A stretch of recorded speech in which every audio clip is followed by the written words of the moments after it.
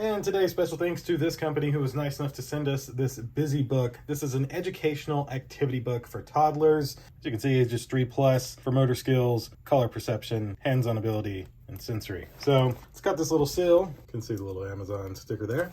And I do have a child on the way in December, so I'm holding on to these to gift to him. Holding on to this to gift to him. So look at that. Got a little like pencil pouch there.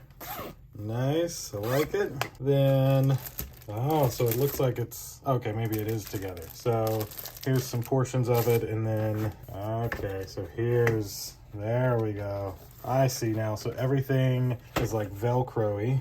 Shortest to tallest, elephant, bear, kangaroo, giraffe, fox, and they just have little Velcro pieces so that the kids are able to stick onto them. That's it for in here. So I can say I really like that. And then these are your little stickers essentially. So let me just, yeah, even got some extra Velcro there. Summer, autumn, winter, spring.